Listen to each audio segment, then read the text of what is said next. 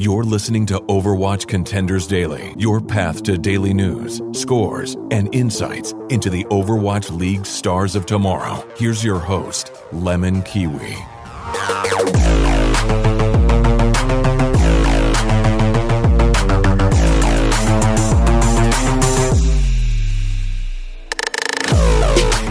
Overwatch fans, hope you're having a fantastic Monday, and I hope I'm going to be making it a little better. I have a great episode for you today, and a very special one, because it's my first European episode where I get to sit down with Isabelle, and you know her as Noukky. She's done it all, from administrative to observing to production to managing. She's actually done everything, and right now she's known as the manager of, I want to say, the #1 European contenders team right now, the British Hurricane. And we're gonna sit down with her, and she's gonna tell us how awesome her team is and why are they so awesome, to put it honest like that. But first, let's get into some contenders news.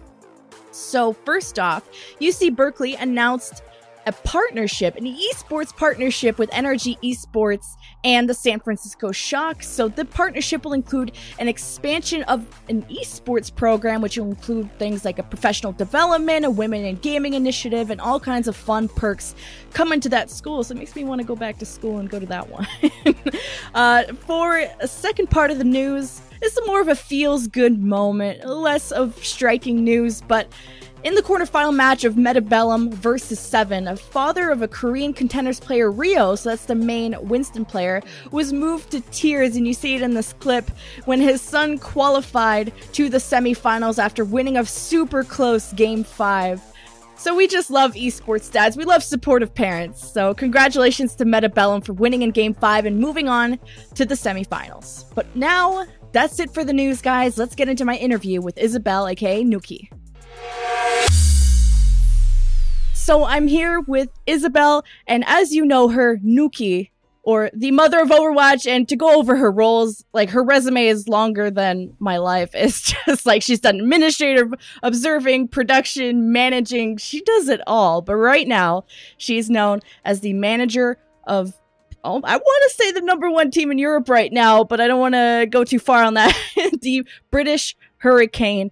So to just introduce the Hurricane squad, for those that don't follow the European scene, they finished the regular season 4-1, a 14-6 map count, and most of those map losses actually just went to a 4-0 loss to Orglis and Hungary. But they came out the first seed in Group A, and they're also known as the London Spitfire Academy team. Fun fact for that. But this roster, there's a lot of rosters in contenders that go through a couple changes, but this particular roster, the British Hurricane, have not gone through a single roster change since the very beginning. So I want to talk to you, Noukky, like, where did this roster come from? What is their story? Oh, it's actually such a long story. We had one of the longest tryout phases, I guess, because I think it was around October where everyone started building teams for Open Division, when it was announced that Contenders is coming back. And actually 2 players, one of them is not on the team anymore, hit me up. It was Henzo and Craggy at that time, to help them, like, manage the team a tiny bit, look for scrims for them, etc., etc. And in that time, like October, November, everyone in EU was basically on any team, because everyone trialed everyone. Yeah. And we took our time to establish a core, try to pick out players that would fit well with the core we had already, with Henzo and Craggy. And we didn't rush anything. We took our time to go through all the tryouts, to discuss with the team members that were already on, to ask several team members on, to ask others to try out, etc., etc. And we finished building the core, which was Fusions, Crusade, Bok, and Craggy. We finished this core, I think, around December. Yeah, I think around December. Which is actually, like, the whole November we tried to build it. And from there on out, we just were looking for an off tank and a flex DPS. We tried Cranks, for example, like, really, really long period of time, and we really liked him. but in the end we were going with Hafi and Kip because we were in talks with the London Spitfire at that time, like around December. And they really wanted to highlight British players, and Kip was a really good fit for the team, and so we thought we're gonna take him in just to how do I say it? Well, like, it'd be awkward to have the British Hurricane and you have these players that are not British on the team. It would be like the international Hurricane coming in. But I really like Kip. We didn't pick him up only because he was British, just to clear that out. I know, but it's more he's a good British player, and if we are the British Hurricane, then you want to try to represent, basically. Right. And that was the time when we also picked up Fanny Astro as a 7-man roster. I personally was always a big fan of 7-man rosters, or like multiplayer rosters, like over the normal like player size, because I think that that it's really nice to have a dynamic team that you can specialize players on. That they, as long as you can switch them between maps, they make better teams if they're comfortable with each other.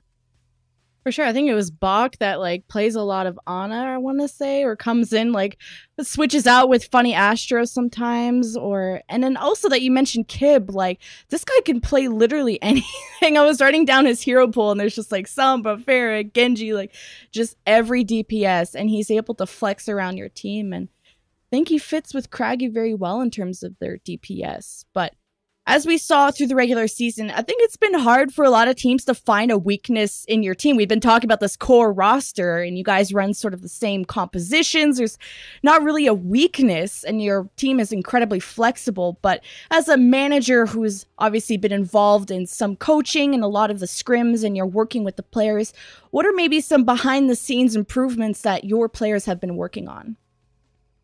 One of the biggest improvements that you work on as a team, like from day one, especially, is just the synergy. Just synergy in terms of figuring out what a good call structure is for your team, and figuring out what a good like attack structure is for your team. We have players with similar playstyles, and we have players with playstyles that differ a tiny bit from the rest of the team. And the key factor here is, and which I think we improved throughout our run in Pit and Contenders, is our synergy in terms of engages and disengages. We're trying not to over-aggress at times and regroup if we can, or like regroup effectively if we can, if we see a fight lost or not in our favor. And I think our re-engages definitely have improved over the course of the last few months. Yeah, I think overall fight awareness of when you know you're in a losing fight and you have to disengage, because then you don't want to waste too much time. And I think that's definitely something a lot of teams still struggle with, even at the professional level. And synergy is definitely something that everyone works on. So I think it's been working out for your team incredibly well. It's been 4-0s across the board almost, except I think 2 games that didn't end that way. But speaking about now the quarterfinal match against Young and Beautiful, I want to say a pretty decisive match. The Hot 3-0 did come in, which will send your team to Poland for the semifinals. So could you tell us maybe why your team stands out as just the strongest European team right now? I think, as you touched on earlier in the question, one of our biggest perks is our flexibility, not only with our DPS players in general, but also with Hafiko. Because I think in most teams the off tank is really a decisive off tank role, and we have the perk that Hafiko is also comfortable on heroes like Sombra, on heroes like Widowmaker or Hanzo, so we can actually flex him to triple DPS if we need to. I think we are almost one of the only teams that regularly plays triple DPS in on certain maps. For example, our Sanctum on Nepal is really a popular choice for us for running triple DPS. And I think that's the one thing that really stands out for us as a team compared to other teams and contenders. Yeah, that's a very high risk, high reward. Triple DPS is sort of not as common because there's so little health pools, and you really need that solid front line a lot of the time. But you guys, I've seen your triple DPS like strategies come out, and it's actually worked out for your team. And I've seen Haffy bring out that Widow like on maps like Ruins and stuff like that, and it's actually able to do quite well considering, you know, off tank. It's not as obviously Diva. It's not as flick shot mechanical skill wise as a Widow, but we've already talked about how flexible your team is, and I think that's definitely a huge factor of why your team can perform so well. Your team's only loss is to Orglis in Hungary in week 3, in case you guys that are watching didn't know or aren't keeping up with the European contenders. Orglis and Hungary also made it to the quarterfinals, but unfortunately they did lose to CIS Hope in a very close match, actually, to make CIS Hope your opponent going into the semifinals. So as a manager, maybe you got a feeling of how the players are feeling, but how confident is your team going up against CIS Hope, and maybe what sort of preparations are you guys getting ready to go up against them? The biggest thing about being comfortable against either of those teams is knowing how to play against their core playmakers. For example, for Orglis and Hungary, it would be Tonic and Shaz, since they are the dive for them, and they are incredibly coordinated most of the time. And Shax is just, you saw it today, like Shax is just a beast.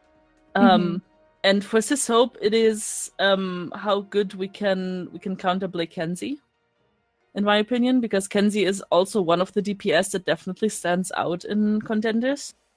And so I think we can be pretty confident, and we will definitely prepare for him being our main threat, but definitely not disregarding the rest of the team.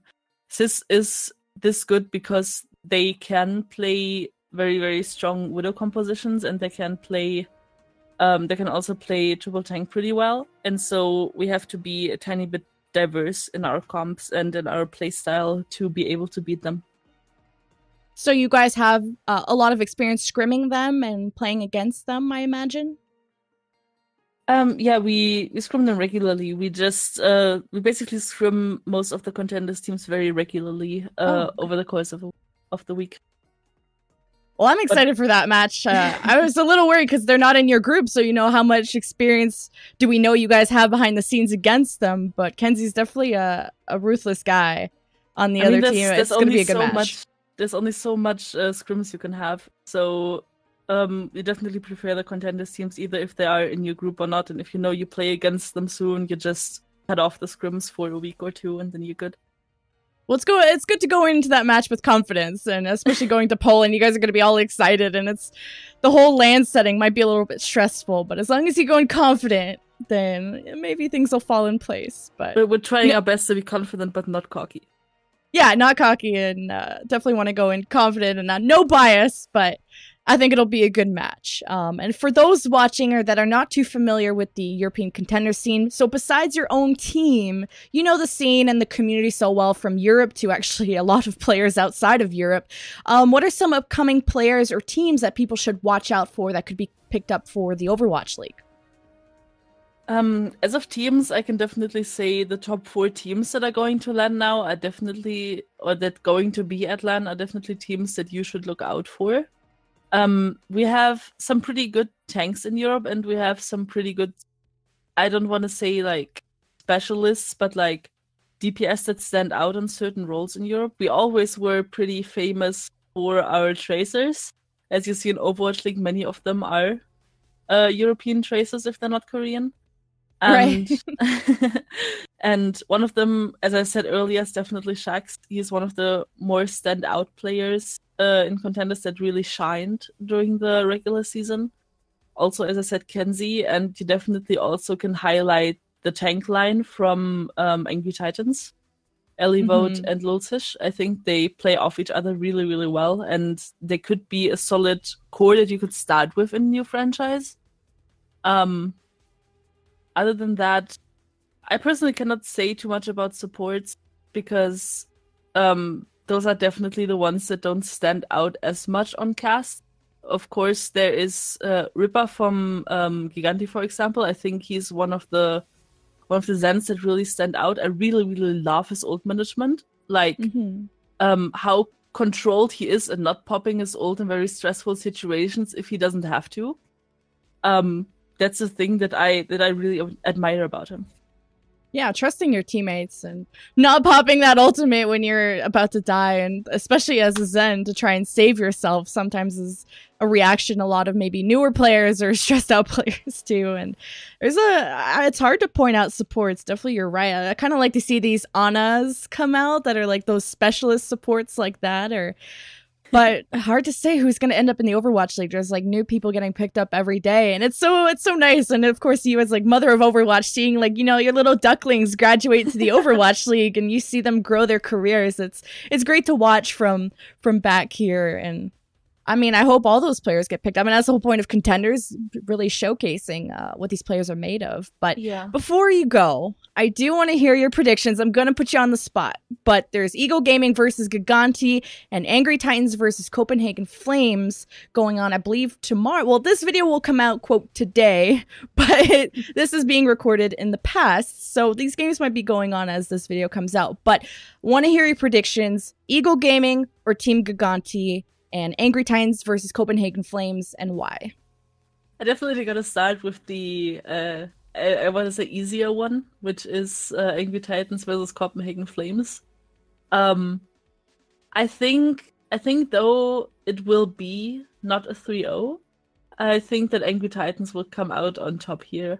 Copenhagen Flames, I think, is a pretty strong team, but I think Angry Titans' preparation game in general, like Angry Titans had such close games in our group, and I would say our group was a tiny bit stronger than the other one in terms of overall skill level, which is why ours was a bit closer.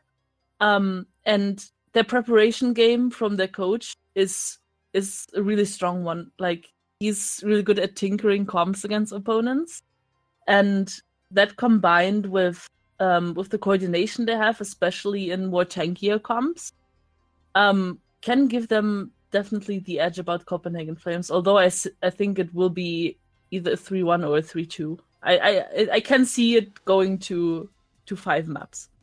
It's gonna be close. The closer call is definitely Eagle Gaming versus Giganti. Giganti has a very unique playstyle in the European contender scene. They are really highlighting, as I said, Ripper is a big part of it, and because he's a really, really solid Zen. And that combined with Davin is a really deadly combination at times.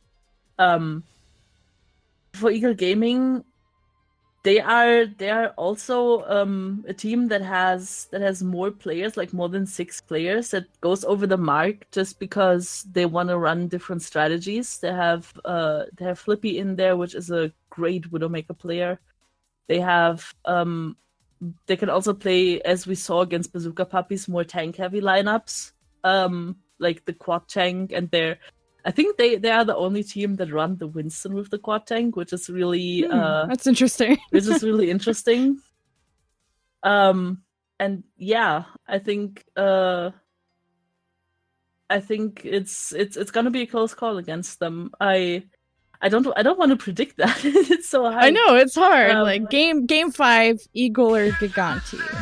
No, I mean, no money on the line. So we can both be wrong. I think it depends somewhat on the map pool, on what they're gonna pick.